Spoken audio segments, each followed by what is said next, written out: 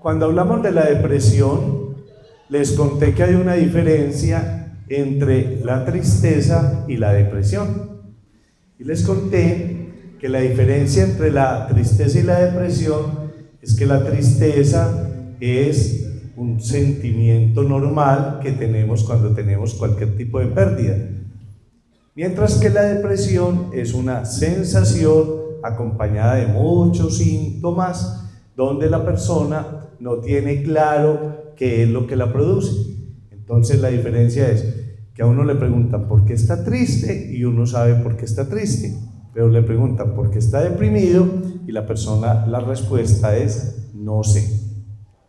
Hoy vamos a hablar de los trastornos de ansiedad. La ansiedad es también, digamos, una de los mecanismos normales que tiene el ser humano para defenderse. Cuando a uno le anuncia una visita a alguien que hace mucho rato no lo ve, entonces uno empieza a sentir como cierta tensión, como cierto desasosiego, como cierta cosa ya en el estómago, esa noche le da más lidia dormir porque viene esa persona y de pronto si lleva mucho tiempo sin verla, entonces no sabe cómo va a llegar, qué le voy a decir, cómo está la casa. Ese día se pone más mal genio en la casa porque todo el mundo tiene todo desorganizado.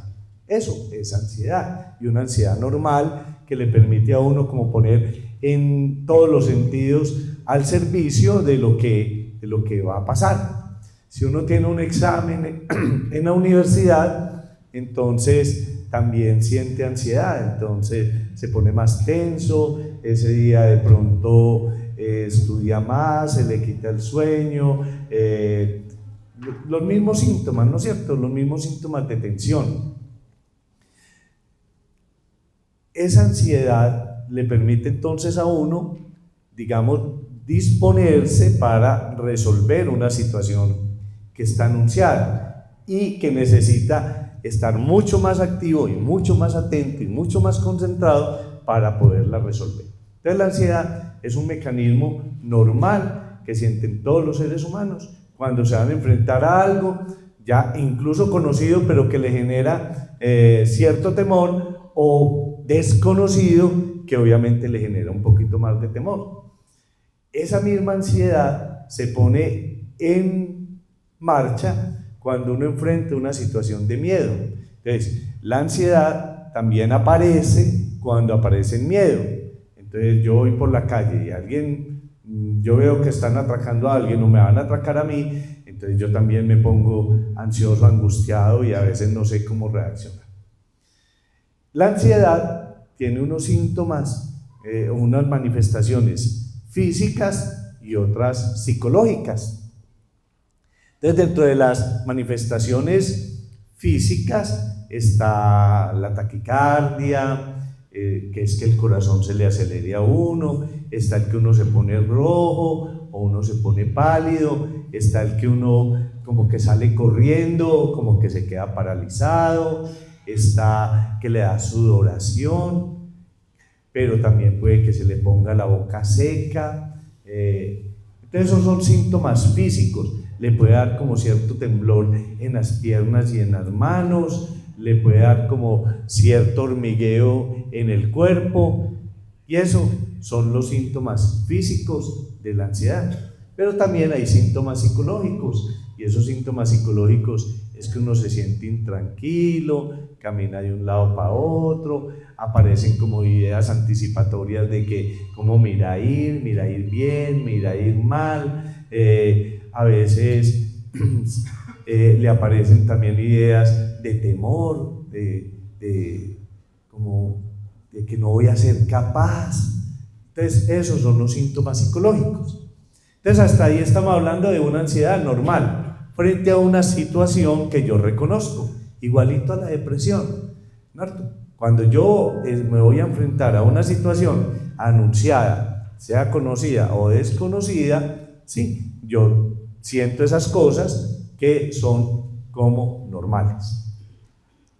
Pero hay unos trastornos que son los trastornos de ansiedad, donde uno puede presentar estos síntomas que le estoy diciendo incluso elevados a una potencia mucho mayor, donde yo no sé qué es lo que me pone así. Yo no sé qué es lo que me tiene así. Entonces la gente va al consultorio, le dice a uno, doctor, vea, es que yo no estoy durmiendo. Y yo por la noche siento mucha pensadera, a veces no sé en qué. Y yo soy caminando todo el día, camino de un lado para otro, yo no me hallo, soy como esperando que algo muy terrible va a pasar, pero doctor, a mí no me han anunciado que va a pasar nada, ni tengo un problema económico, ni tengo un examen, ni en el trabajo voy muy bien, pero yo estoy como sintiendo que algo muy terrible va a pasar, y a veces siento como mucha taquicardia, y tengo la boca seca, y a veces me da como mucha diarrea, y tengo que entrar muchas veces al baño a orinar, y doctor, yo me siento muy raro, yo me siento muy rara, ¿qué será lo que me está pasando? Y uno le pregunta, pero a ver, ¿tiene un problema económico? No. ¿Tiene un problema emocional? No. ¿Tiene alguna cosa que esté pendiente? ¿Algún aniversario que no le gusta? No. Entonces ya empezamos a hablar de una ansiedad, de un trastorno de ansiedad, que ya le ponemos la palabra trastorno de ansiedad porque le está afectando la vida normal de la persona. Porque si la persona le consulta a uno, es porque en su vida normal eso que está sintiendo, ese desasosiego, esa intranquilidad, esa necesidad de estarse moviendo, esa predicción como que el futuro es negro, esas ganas de orinar permanente, esas náuseas, el vómito, la boca seca, a veces la diarrea, el colon inflamado, como esa gastritis, le está afectando la vida, le está afectando la vida, le está permitiendo o no le está permitiendo llevar la vida normal, y todo el mundo lo está viendo como extraño o la está viendo extraña y le está diciendo, pero a ti, ¿qué te pasa? ¿Usted por qué está así? ¿Por qué está tensa? Usted está como estresada. Entonces, esa es la ansiedad.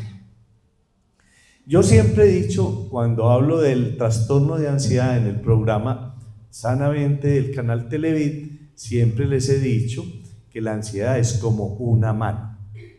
Porque si ustedes se ponen a ver la mano, por la palma de la mano pasan todas las arterias, todas las venas, todos los nervios, todos los tendones que mueven los dedos.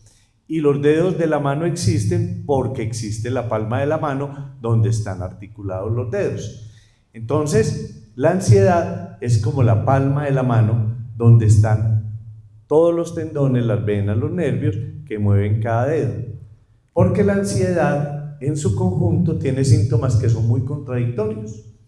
Hay gente que está ansiosa y no duerme, pero hay gente que está ansiosa y mantiene dormida. Hay gente que está ansiosa y no es capaz de comer porque siente como un nudo en la garganta. Doctor, es que yo no soy capaz de comer, yo siento como un nudo en la garganta y la comida no me pasa. Pero hay gente que está ansiosa y quiere comer y comer y como que no se llena, y a veces le dicen a uno, doctor, es que yo como y como y como, y a veces tengo que ir a vomitar porque estoy tan lleno, pero sigo con esa sensación allá en el estómago que me hace seguir comiendo. Hay gente que tiene ansiedad y se pone roja, pero hay gente que tiene ansiedad y se pone pálida. Hay gente que siente ansiedad y es como paralizado, como que no se puede mover, como que no sabe qué hacer, como que está inquieto, como que le dijeron estatua y se quedó ahí. Pero hay gente que está ansiosa y camina de un lado para otro, no se halla, se come las uñas. Entonces mira que son síntomas completamente contradictorios. Entonces, como que no hay un síntoma que le pueda decir a uno que es la ansiedad, es todo el conjunto acompañado de los pensamientos que vienen en la cabeza, lo que le permite a uno saber que una persona está ansiosa. Esos síntomas están en la palma de la mano, pero hay 5 enfermedades que son como los deditos de la mano, cuyo origen es la ansiedad, cuya raíz es la ansiedad, pero que cada uno tiene unas características distintas a los otros. No es lo mismo el dedo gordo que el dedo meñique, ¿no es cierto? Son dedos distintos. Y entonces, el dedo gordo tiene origen en la palma de la mano, pero el dedo meñique también. Entonces, vamos a hablar de esos trastornos de ansiedad ya cada uno de manera individualizada. El trastorno de ansiedad, en mi opinión, más común, más incapacitante, y de acuerdo a la Organización Mundial de la Salud, ocupa el 20º lugar en producir incapacidad en las personas, pero a la vez es el más común de los trastornos de ansiedad, es el trastorno obsesivo compulsivo. El trastorno obsesivo compulsivo. ¿Qué es el trastorno obsesivo compulsivo? El trastorno obsesivo compulsivo, que lo sufre en promedio un 3.5 hasta un 4% de la población, consiste en un trastorno en el pensamiento, que son las obsesiones, y un trastorno en el comportamiento, que son las compulsiones. Entonces, el trastorno en el pensamiento, que son las obsesiones, son ideas repetitivas que le aparecen en la cabeza a la persona, que muchas veces la persona las identifica como absurdas, que sabe que son absurdas, que son como bobas, para que le pongamos otra palabra, que sabe que no las va a hacer, que se las quiere sacar de la cabeza, pero ella sigue ahí dándole y dándole y dándole vueltas. Esas son las ideas obsesivas. Esas ideas obsesivas se diferencian de las ideas delirantes de la esquizofrenia, en que las ideas delirantes de la esquizofrenia también le aparecen en la cabeza a la persona, pero la persona no las identifica como bobas o como absurdas, o no les da miedo de ellas, sí, o no le da miedo de ellas. De solo pensarlas, al obsesivo le da miedo, al esquizofrénico le aparece la idea, se le mete a la cabeza y el esquizofrénico la da como una verdad, cree en esa idea. El uno lucha contra la idea y le identifica como absurda y como que le produce miedo, y el delirante, el esquizofrénico, la idea la da por cierta. Le voy a poner un ejemplo. Si yo tengo una idea obsesiva es la de una paciente, que yo una vez ya les conté la idea, una paciente que tuvo un niño, y entonces cuando estaba en la bañera con el niño, cuando estaba en la bañera bañando al niño, le apareció una idea en la cabeza: ¿qué tal que a mí me diera por hacer muchacho relleno con mi hijo? ¿Qué tal que a mí me diera por hacer muchacho relleno con mi hijo? Entonces se imaginó cogiendo un cuchillo, punzándolo para rellenarlo. ¿Se imaginan esa idea? Pero ella decía: no, pero si yo amo a mi hijo, pues, él es mi hijo, pues, por Dios, ¿cómo me aparece semejante idea? Pues, no, yo a mi hijo no lo voy a hacer eso, pues, ella misma lucha contra la idea, pero seguía esa idea ahí, y si te va por hacer muchacho relleno, y ella seguía pensando: si me va a poner por un cuchillo, entonces, ¿qué hizo? Cogió al muchachito, lo envolvió en la sábana, se fue para el apartamento del frente, tocó, le dijo a la señora que si le cuidaba el niño, se metió a la pieza, a la casa, cogió todos los cuchillos, todos los tenedores, todos los pinchos que tenía, y se subió para el último piso del edificio, tocó allá y le dijo a la señora que si le guardaba todo eso mientras ella bañaba al niño, porque es que le había dado esa idea y ella no quería ir a materializar esa idea. Ya bajó, bañó al niño, ya mucho más tranquila, porque al dejar todas esas cosas arriba se sintió mucho más segura, bañó al niño, le echó el perfume, ya. Entonces ya se sintió más tranquila, fue, recogió todos los cuchillos, todos los pinchos, todos los tenedores, los volvió a organizar y se quedó tranquila.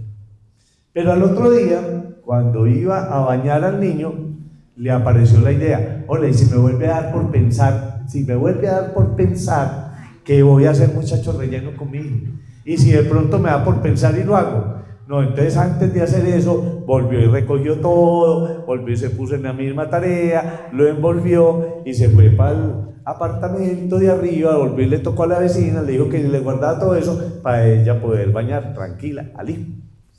Entonces mire que esa idea obsesiva ella la identifica como absurda, ella pelea contra esa idea, está absolutamente segura que eso no lo va a hacer, pero por si las moscas hace un acto compulsivo de recoger todo, empacarlo bien y subir para que se lo guarde.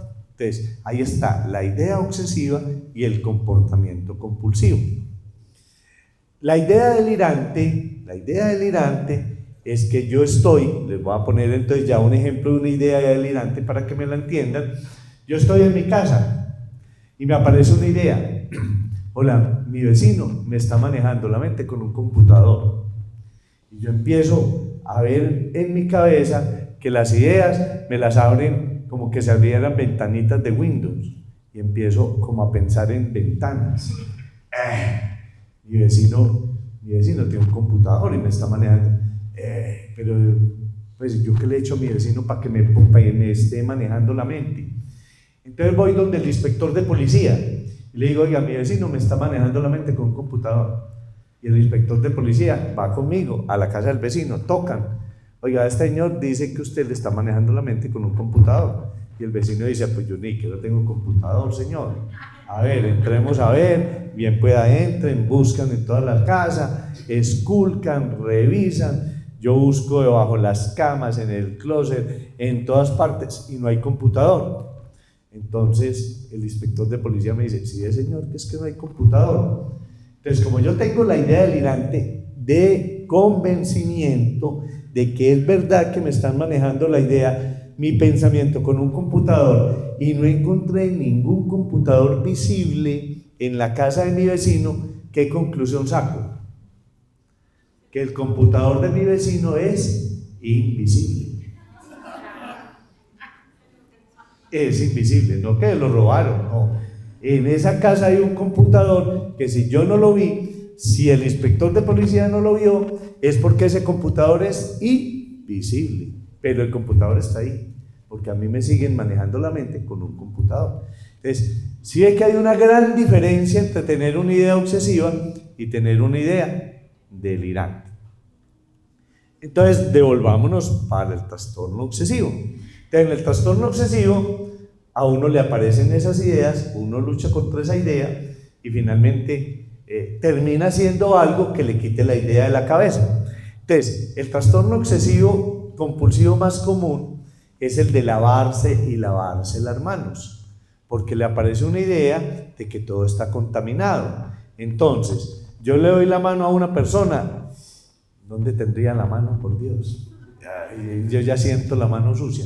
Entonces les digo, no, un momentico, y corro para el baño a lavarme las manos. Y cuando salgo del baño, llega otra persona y me dice, ay, doctor, ¿cómo está? Y vuelve y me da la mano. Y, tengo que correr para el baño, otra vez a lavarme las manos. Sí, y entonces cuando salgo del baño, nadie me da la mano. Ay, menos mal, pero me da por coger una silla y correrla. ¿Quién se sentaría en esa silla? Corro a lavarme las manos. O sea, por si las moscas, ¿no es cierto? Por si las moscas, ¿sí? Porque yo a veces no hago eso, no me lavo las manos, le doy la mano a la gente y bueno, me quedo como pensando y me la meto por aquí y después me saluda otra persona y ya van dos y yo no, pero es que pues realmente vea que nadie más se lava las manos, pues más bobito yo que, sí, pero me quedo muy incómodo con la mano, ya no sé a dónde esconderla, pero me dan otra vez la mano, sí, y entonces, pero yo me siento muy mal, hasta que no corro a lavarme las manos, no descanso, pero yo sé, como lo dicen los pacientes, doctor, eso es como una bobada, pero es que yo hasta me miro la mano y veo los bichitos ahí como que me dan cara, como quien dice, sí, pero si yo no tengo donde lavarme las manos, pues yo vengo, les doy la conferencia, hablo con ustedes, pero me sigo sintiendo muy incómodo, ¿sí? Hasta que no vaya y me lave las manos. Bueno, entonces esa idea, esa obsesión y esa compulsión es muy normal. Entonces ustedes dirán, bueno, pero eso, yo sí conozco a alguien que se lava mucho las manos y conozco gente que les baña 4 veces al día y que se demora 1 hora bañándose, ¿sí? Pero yo también conozco gente que se va a lavar los trastes de la cocina y lavan bien cada plato y lo lava, le echa agua y cuando lo ponen en el lavaplatos dice, pero es que yo no lavé el lavaplatos, ya se contaminó, entonces tengo que volverlo a poner ahí y lavar bien el lavaplatos. Y ya tengo que volver a lavar bien ese plato, ¿sí? Me disculpan que me siento un ratico, pero entonces ya tengo que lavar bien ese plato. Y se me lo pasa horas y horas lavando, porque después de que lavó bien los platos, llegó alguien a la cocina, le digo, mamá, lo va a ayudar a secar, y cogió un trapo y empezó a secar. Ay, mija, pero ese trapo, ese, aposta ese. ¿Y qué tenía ese trapo, mamá? Imagine qué trapo está ahí desde ayer, eso estaba contaminado. Otra vez tiene que lavar todo porque ese trapo estaba contaminado, ¿sí? Pero ella dice, pero yo soy bobita, ¿y por qué hago eso? Mamá, es que allá nos vamos, acuérdate que nos vamos a ir para la costa, y usted todavía lavando los trastes de ayer. No, ya voy, 10 de la mañana y no han podido salir para la costa, que están desde las 4 de la mañana todos levantados, porque la mamá me acaba de lavar los platos, y no va a acabar, porque siempre siente que algo le quedó sucio, ¿sí? Entonces, uno dice, bueno, ¿y por qué esa persona no deja de hacer eso? Porque siente mucha ansiedad, siente mucha angustia, siente temor de que no va a hacer las cosas bien. Entonces, el trastorno obsesivo se caracteriza por esa idea y esas compulsiones. Mucha gente va a la consulta de uno y le dice que es que está deprimida. Doctor, yo estoy muy deprimida, yo estoy muy deprimido. Uno le pone a averiguar y realmente la depresión no es como tanto. A ver, ¿qué es la depresión? No, que yo me siento como con mucho desasosiego, como con mucha intranquilidad. Bueno, y tengo muchos problemas en la casa, doctor, pero muchos problemas en la casa. A ver, ¿y por qué tiene problemas en la casa? Doctor, porque es que yo me levanto, barro, trapeo y sacudo, tiendo bien las camas, y después de que están bien tendidas, la gente va y se me siente otra vez encima, y luego otra vez una arruga. Entonces, no permite que en una cama haya una arruga, no permite que le cojan una cosa que tenía por allá, un florero que lo tenía puesto no sé dónde, pues a la hija le dio porque ese día ese florero no debía estar ahí, se lo llevó y lo puso en otra parte. ¿Qué problema? Porque le quitó el florero a donde estaba. Es que el lugar del florero es ahí. Mamá, pero es que yo lo quiero poner ahí. No, señora, el lugar del florero es ahí, me al favor y me lo dejo, ¿sí? Y lo mismo pasa están barriendo, y hay del que pasa pues porque está barriendo, porque le volvió a ensuciar. Entonces, mucha gente va a la consulta sin saber que es obsesiva y sin saber que tiene un trastorno obsesivo compulsivo. Entonces, ese trastorno obsesivo compulsivo se manifiesta por esos factores de repetición en la mente y repetición en los actos. Pero características de una persona obsesiva compulsiva: primero, es supremamente estricta. Los mismos pacientes le dicen a uno, doctor, es que yo soy como cuadriculado, no me puedo, todas las cuadrículas son iguales. Segundo, son supremamente perfeccionistas, todo lo quieren perfecto, y la perfección no existe.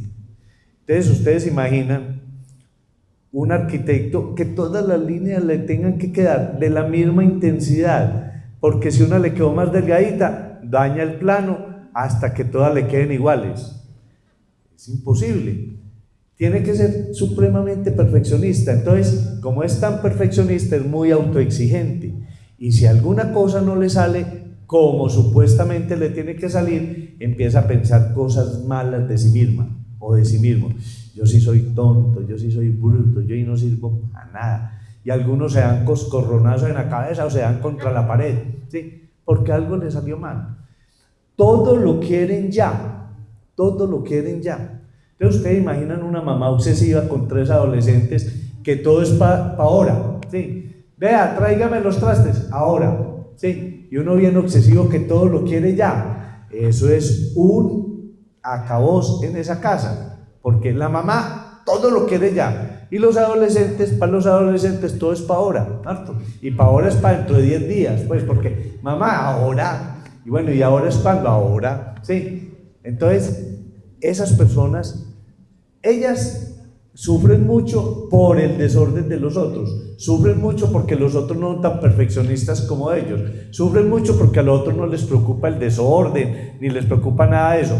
Pero los demás sufren mucho por la manera de ser de ella, de exigir o de él. de exigir, de no delegar, de que todo lo tengo que hacer yo, perfecto, de que, sí.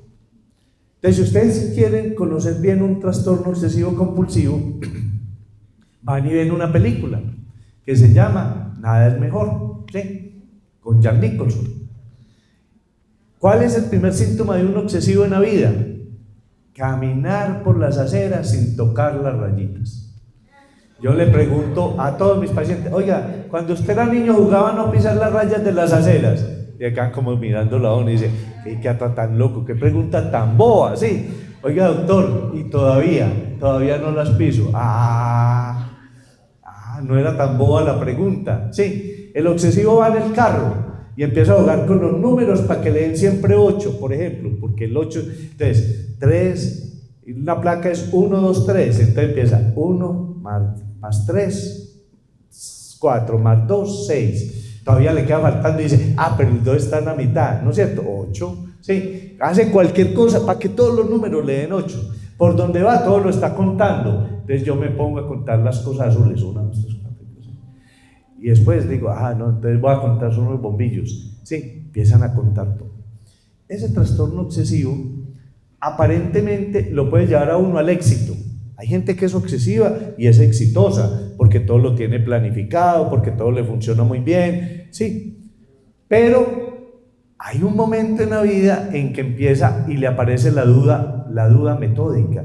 Empieza a dudar de todo lo que hace. A ver, voy a tomar esta decisión con este empleado, pero ¿será que sí? Y si de pronto me dice esta cosa, y si de pronto me equivoco, entonces empieza a darle vueltas y vueltas a la idea, y eso que lo estaba llevando al éxito se convierte en un fracaso, porque ya no es capaz de tomar decisiones. Y cuando esa obsesividad le impide a uno tener una vida normal de familia o de trabajo o de estudio, se convierte en una enfermedad completamente terrible, como la de la señora. ¿Te imaginan la señora cada que iba a bañar el niño haciendo eso? Pero yo tengo historias de obsesivos mucho más tenaces. Yo se las he contado algunas veces.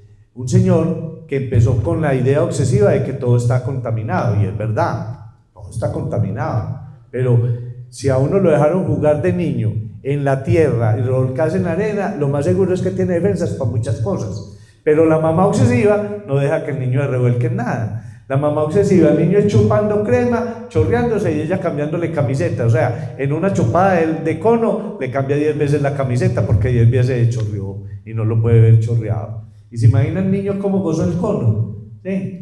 ¿Se imagina cuando le dicen, vámonos para el parque a chupar cono? ¿Qué dice el niño? No, a mí no me llevan por allá, a que mi mamá me regañe, a que mi mamá me pegue, no, a mí no me den cono. O sea, ese no vuelve a comer cono con una mamá de esas, ¿sí o no? Eso. Entonces, esos obsesivos sufren mucho, la familia que está al lado de él sufre mucho. Entonces, todo está contaminado. Entonces, el señor en el pueblo empieza a pensar que todo está contaminado. Entonces pone una norma para entrar a la casa de él. Todo el que venga a mi casa tiene que quitarse los zapatos, porque si algo está contaminado es los zapatos, ¿sí o no? Entonces la familia, al fin y al cabo, es el rico del pueblo. Al fin y al cabo, pues todo el mundo alguna vez vio una serie de televisión, una película japonesa donde todo el mundo le quita los zapatos para entrar a la casa. Entonces le pareció que el señor se estaba volviendo japonés, o sea, hasta ahí no hay problema. Sí, pero el señor después empezó a pensar, hola, pero es que le quitan los zapatos, ¿y qué? Y es que la camisa y los pantalones no están contaminados. Entonces le dio por decir que todo el que entrara a la casa tenía que poner una pijama de esas de cirugía, ¿sí? Una pijama de cirugía. Y la familia empezó a decirle, no, pero vos sí estás loco. No, esta es mi casa y yo no me voy a dejar contaminar. Es que hay unas enfermedades por fuera muy complicadas. Está el SIDA, está la hepatitis B, la no sé qué. No, imagínense, la fiebre aviar, todas esas cosas. No, aquel que va a entrar se tiene que poner una pijama de cirugía. Y mandó a comprar pijamas de cirugía, ¿sí? Y bueno, digamos que hasta ahí como que le siguieron la corriente. Pero es que se pone la pijama de cirugía y de todas maneras la piel está contaminada y eso. Entonces mandó a instalar duchas de las que hay con fama, ¿no es cierto? Que es para entrar uno, para meterse a la piscina, que hay una pila de agua que lo va bañando. Entonces ahí sí la familia dijo, no, este está loco. ¿Para dónde lo llevaron? para el Hospital Mental de Antioquia. ¿Y qué tenía? El señor no estaba delirando, el señor tenía una obsesión. Él decía, no, todo el mundo está contaminado. Entonces mire hasta dónde puede llegar un trastorno obsesivo, hasta dónde puede llegar. Y eso tiene tratamiento. Entonces, primer trastorno, el trastorno obsesivo compulsivo. Segundo trastorno, el trastorno de pánico. ¿Qué es el trastorno de pánico? El trastorno de pánico es que yo estoy aquí sentado tranquilo con ustedes, le estoy echando mi historia, le estoy contando y empiezo a sentir que el corazón se me acelera.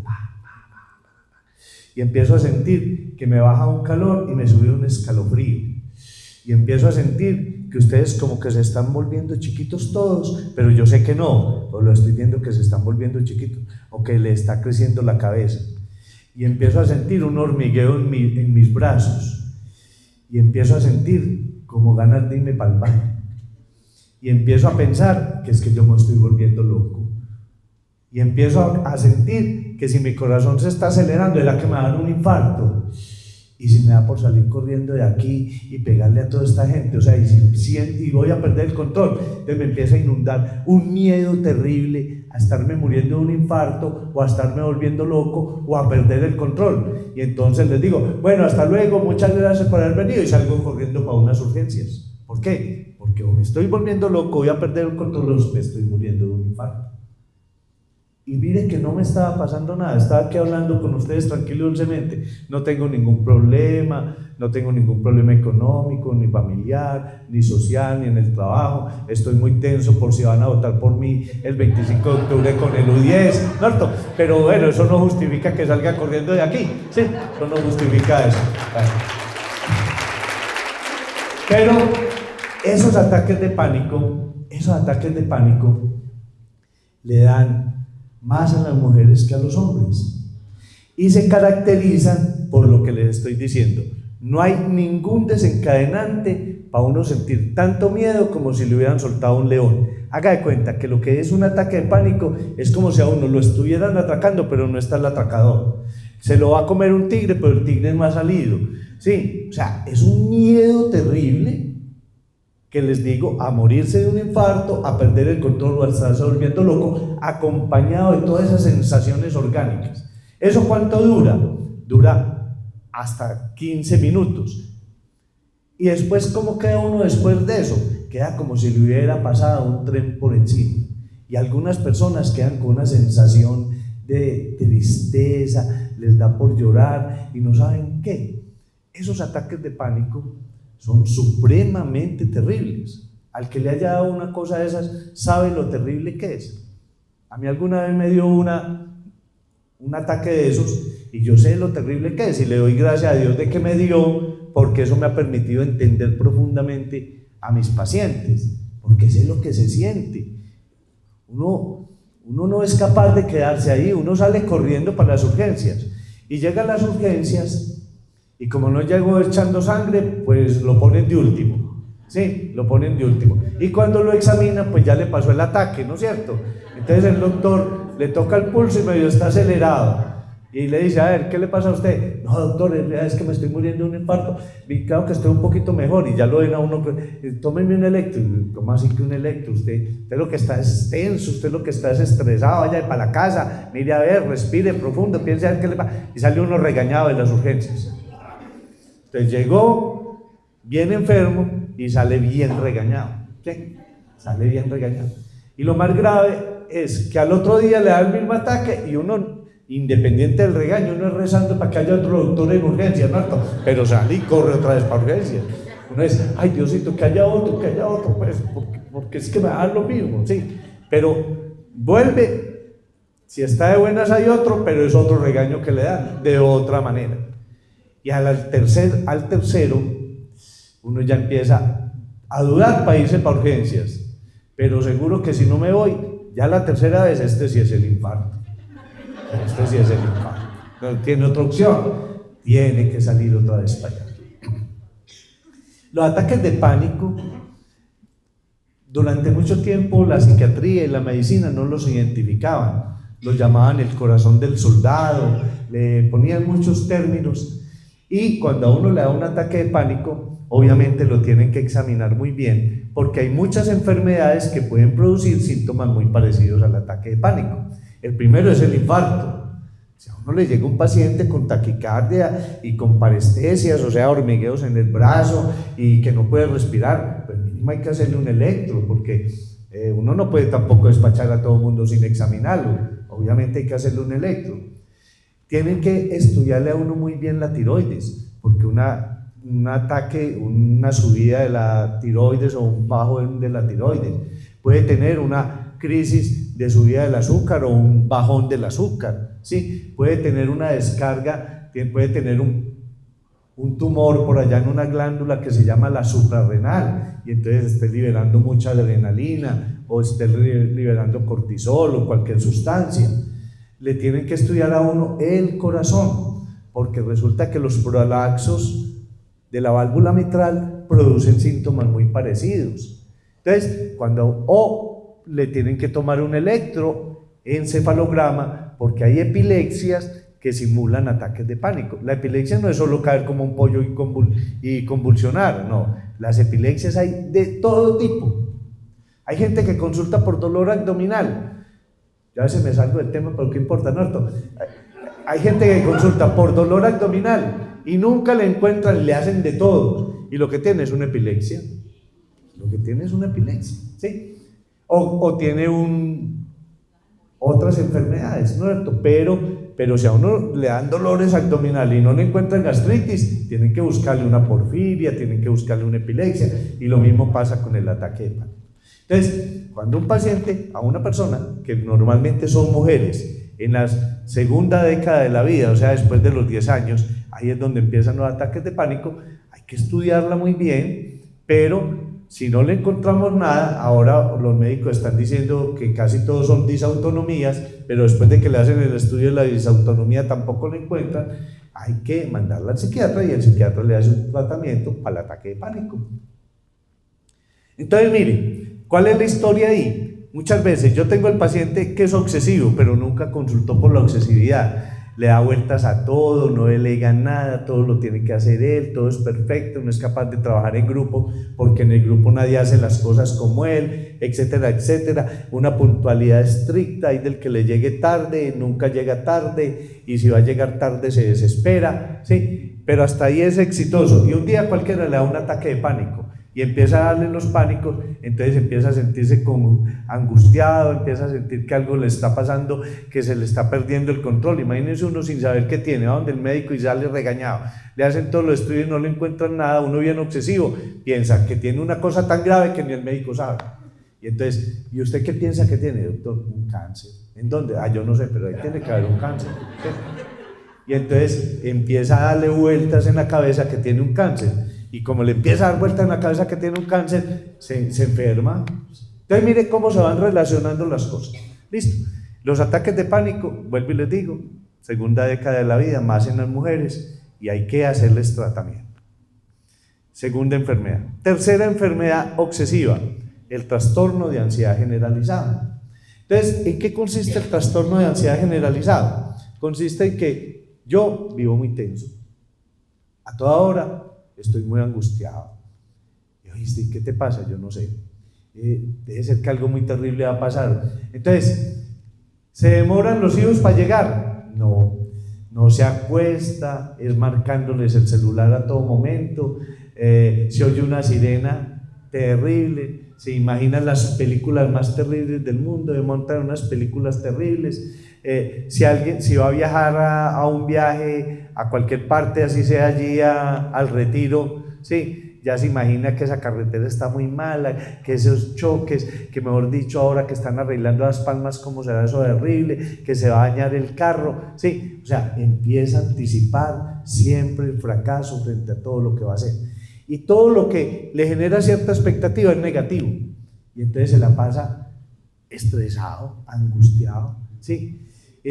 Vámonos para Cartagena, sí, pero allá se iba ahora capa de ozono, porque es que va y nos da cáncer, sí, no, pues es que sí, de pronto nos da cáncer, y pues a todo le encuentran un pero, y es una cosa terrible. Entonces, es una angustia, uno nunca la ve tranquila, porque no hay posibilidad, a toda hora está tensa, a toda hora está tenso, a toda hora está anticipando el fracaso, ansiedad generalizada. Entonces, un obsesivo que le da un ataque de pánico empieza a pensar que ya tiene un cáncer, que nada le va a funcionar, y hasta ahí le llegó la vida. Cuarto trastorno de ansiedad, las fobias. La fobia es posiblemente, la fobia es posiblemente una de las enfermedades más comunes que sufren las personas, porque hay fobias simples a cualquier cosa. Sí, hay gente que le tiene miedo a las arañas, pero a cualquier araña. La fobia consiste en un miedo más allá de lo normal y además casi paralizante, incluso de pensar solo en lo que le da miedo. No lo tiene que ver ni siquiera, con solo imaginárselo ya está sudando, muerto de miedo, temblando, con diarrea, paralizado, gritando, como dice la gente, histérico, histérica, de solo pensar en esa cosa que le da miedo. Y normalmente no le debería dar miedo a uno de eso, puede que a uno le dé asco de las cucarachas, pero miedo a una cucaracha. Doctor, ¿a dónde tiene las cucarachas? No. Esas fobias, que pueden ser simples o complejas, son posiblemente uno de los trastornos de ansiedad más comunes. Y la gente funciona normalmente con una fobia, sí, pero a veces uno le dice, ven, te invito a la finca, pero allá hay cucarachas. No, allá no hay cucarachas. De pronto sí hay. No, yo por allá no voy. No, muchas gracias, yo te acepto, muy querido con la invitación. No, yo por allá no voy. Bueno, muy bien. Entonces, vámonos para Miami. ¿Y para dónde? No, para un hotel muy bueno. Y allá sí fumigarán. Y si ahí no, dice, en el último año no fumigaron, y ahora con él no. Entonces, mire que el solo hecho de pensar que en ese lugar puede haber una cucaracha le daña todo el paseo. Entonces, ¿eso qué quiere decir? Que las fobias son unos temores irracionales, anormales. La gente incluso identifica el temor como, sabe que es como, pero por si las moscas yo no voy por allá, ¿sí? Por si las moscas. Entonces uno puede tener fobia a todo y hay nombres para todos, pues con unas raíces griegas que yo gracias a Dios no me las aprendí porque después olvidármelas sería muy difícil, entonces yo no me las sé. Entonces yo digo, hay fobia a la oscuridad, hay fobia a los lugares cerrados, hay fobia a las alturas, hay fobia, uno le pone a leer los tipos de fobia, imagina, hay fobia a los palillos chinos. Entonces uno va a comer a un restaurante chino y le saca un palillo a eso y sale corriendo, ¿sí? Como absurdo, ¿sí?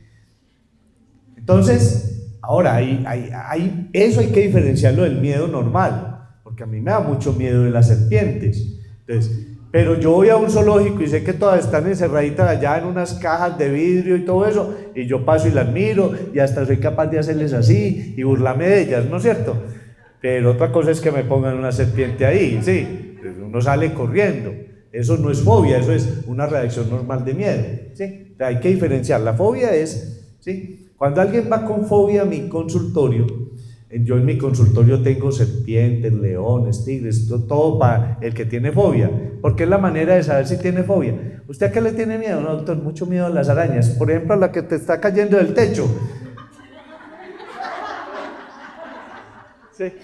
Entonces ahí uno sí sabe si hay una fobia, ¿sí? Por la reacción que tiene.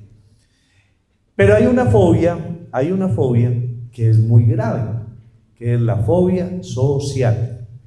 ¿Qué es la fobia social? Es el temor a los demás, es el temor a que los demás me escruten, a que los demás me miren, a que los demás se fijen en mí, a que los demás se den cuenta que yo existo. Y la fobia social muchas veces la confundimos con la timidez. Por lo general, todos los seres humanos, cuando nos vamos a enfrentar a una persona desconocida, a un grupo desconocido, sentimos la ansiedad normal de las que les hablé al principio de la conferencia.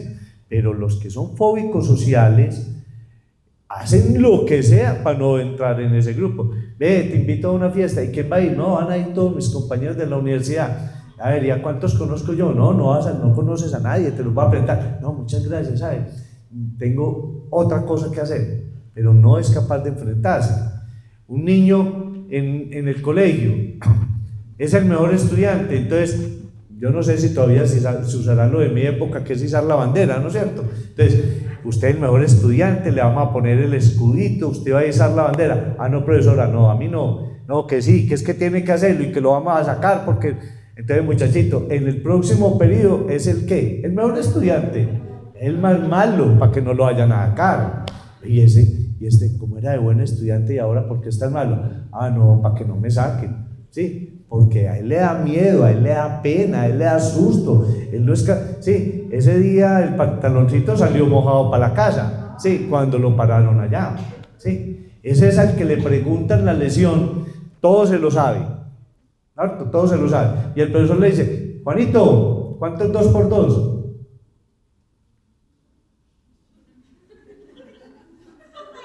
Que le pregunte al otro porque a él se le borró la mente.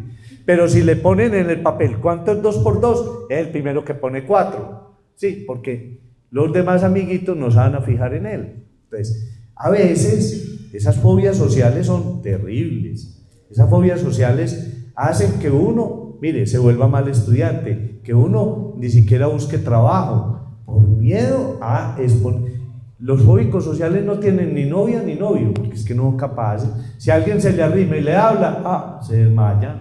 Y si a alguien le gusta y se fijó en él, empieza como a escurrirse para que nadie lo vea. La fobia social es una enfermedad muy grave, supremamente grave. Se llama la enfermedad quita opciones, porque ninguna opción en la vida le sirve si lo van a mirar. Puede ser muy inteligente y ya les dije qué puede pasar. Puede ser una lumbrera, pero no. Uno no quiere que lo miren, no quiere exponerse a nadie.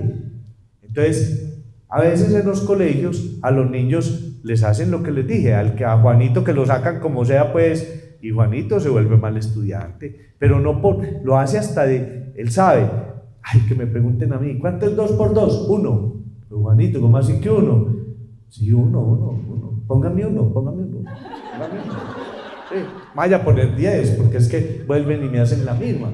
Entonces miren lo que son las fobias sociales, son terribles.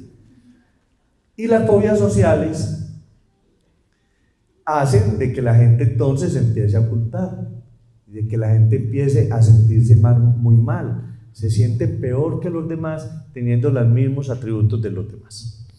Entonces, las fobias y la fobia social. Y el último trastorno de ansiedad se llama el estrés postraumático. ¿Qué es el estrés postraumático? Es cuando yo vivo algo muy terrible, pero eso lo quedo viviendo en mi mente en todo el tiempo y lo vivo soñando. Tiene que ser muy terrible, por ejemplo, vivir un terremoto. Entonces, pues todo el que vive un terremoto no sigue pensando pues que el terremoto sigue, incluso es capaz de quedarse en la casa en las 25 réplicas que sigue y no le da miedo, pero el que queda con un estrés postraumático está vivió el terremoto y enseguida pasa una tractomula por el frente de la casa, las tractomulas hacen que vibren las paredes y sale gritando terremoto y le da lo mismo. Sí, cada que siente algo medio parecido a lo que le recuerde esa sensación traumática que vivió, vive exactamente la misma emoción de terror que sintió en eso. Y se acuesta a dormir y vuelve y repasa la misma crisis. Eso no sucede, puede que no le suceda ahí mismo, le puede aparecer 6 meses después, y a los 6 meses después empieza a vivir eso. Uno va en el carro, se arrima el de una moto, con mucha elegancia le dije, baja el vidrio, señor, y le muestra un revólver, y uno le baja el vidrio, y dice, ¿qué tiene para entregarme? Y uno le entrega todo, se mete la mano, sí, y se muere de miedo. Pero al otro día, va uno en el carro, y pasa una moto, y siente el mismo terror y el mismo miedo, y al final decide no volver a salir de la casa, porque es que cada que le arrime una moto al carro, siente el mismo miedo, siente el mismo terror. Eso se llama el estrés postraumático. Eso lo sufre aproximadamente en el mundo el 0,4% de la población, el 0,4%, pero en Colombia lo sufre el 4% de la población. O sea, es una cosa que en Colombia la población lo vive mucho más. Entonces, 5 trastornos de ansiedad. trastorno obsesivo compulsivo, ansiedad generalizada, pánico, fobias y trastorno de ansiedad postraumática. Ahora, hay otros trastornos de ansiedad. El trastorno mixto de ansiedad y depresión. ¿Qué quiere decir eso? Que yo estoy ansioso y triste a la vez y depresivo. Pero es que cuando yo tengo un trastorno de ansiedad, normalmente comparto síntomas con la depresión y entonces también me pongo muy deprimido y triste por lo que estoy sintiendo y no sé por qué, y porque no soy capaz de hacer cosas en mi vida, y porque todo el mundo las hace y yo no, y porque yo parezco repitiendo como las mismas cosas, entonces me voy deprimiendo, se me va bajando la autoestima y me voy deprimiendo. Entonces yo llego a donde el médico, y el médico, como no sabe cuál de las dos cosas tengo, pues me sale por más fácil colocar trastorno mixto de ansiedad y depresión, y de verdad estoy deprimido y ansioso, pero tengo que ir a la raíz, tengo que saber si primero fue la depresión o primero fue la ansiedad. Yo considero como psiquiatra que primero es la ansiedad y la ansiedad arrastra la depresión. Está el trastorno de ansiedad de separación, que es el que sufren los niños cuando los llevan por primera vez a la guardería. Hacen unos berrinches y unas pataletas porque sienten que la mamá los va a dejar ahí y los va a abandonar. O cuando la mamá y el papá salen a trabajar y lo dejan con la empleada, entonces también se pegan de la falda de la mamá, no se vaya, no se vaya. Y la mamá le da un coscorronazo, ¿cómo así? Sí, no, porque es que él tiene mucho miedo de que lo abandonen. O sea, eso no se trata a coscorronazos, pues, sino que hay que buscar cómo ayudar. Y entonces ese es el niño que se mete por las noches en la mitad de la cama, que no es capaz de dormir solo, porque le va a salir no sé qué. Eso es el trastorno de ansiedad, porque él siente, puede pensar, muchas veces sin darse cuenta, porque uno tiene pensamientos de los que no es consciente, piensa que si al otro día se va a levantar y el papá y la mamá o no están o se murieron. Imagina lo que le pasa a un niño pensando que los papás se le van a morir en la noche, y si por desgracia hubo alguna noticia de que el papá de un amiguito se acostó y uno dice que amaneció muerto, no, pues no amaneció, ¿sí? Entonces él empieza a pensar de que al papá le va a pasar lo mismo. Entonces ese trastorno de ansiedad de separación en los niños es también muy fuerte. Entonces mire todo lo que son los trastornos de ansiedad, y todo eso tiene tratamiento. ¿Qué tal que no tuviera tratamiento? Antes era muy difícil cuando no habían tratamientos. Ahora hay tratamientos, sabemos que eso se debe a los déficits de unas sustancias en el cerebro, sabemos que hay medicamentos que ayudan muy bien, y como siempre les he dicho, a cada trastorno hay que encontrarle la horma, y a cada persona el zapato que le horme y que le sirva. ¿Cuáles son las complicaciones de los trastornos de ansiedad? Las complicaciones de los trastornos de ansiedad es que uno se puede volver depresivo, como ya les dije. Entonces el estado de ánimo es para arriba y para abajo como un yo-yo. Un día amanece como muy acelerado, otro como muy deprimido, un día pensando que algo muy terrible va a pasar, un día con miedo. En el trastorno de pánico me faltó decirle una cosa: en el trastorno de pánico se complica con una cosa que llama la ansiedad anticipatoria, y es que el que le da un pánico y le repite, después empieza a sentir mucho miedo de que eso le vuelva a dar. Y bueno, ¿y usted por qué está así? No, es que me da un miedo que eso me dé, doctor. No, a mí tráteme eso. Pero te ha vuelto a dar, no, pero ¿y si me vuelve a dar, doctor? Entonces no vuelven a salir, no vuelven a ir a ninguna parte. ¿Por qué? Por miedo a que eso le dé, por miedo a que eso le dé, ¿sí? Y empiezan solo a salir acompañados, entonces siempre necesitan un lazarillo. Venga, camine, vamos allí a la tienda. Ah, no, ¿y quién me acompaña? Pero mamá, allá a la tienda. Ah, no, ¿y si me da eso? Ah, ¿y si me da eso? Entonces, complicaciones: la depresión, muchas veces el abuso de sustancias, de pastillas, de alcohol y de drogas. En los niños que sufren fobia social, se nos vuelve muy fácil adictos a sustancias, al alcohol y a la marihuana, porque ellos descubren que eso les quita la ansiedad y la angustia. ¿Les quedó más o menos claro todos los trastornos de ansiedad? Bueno, entonces ya terminamos. Muy bien.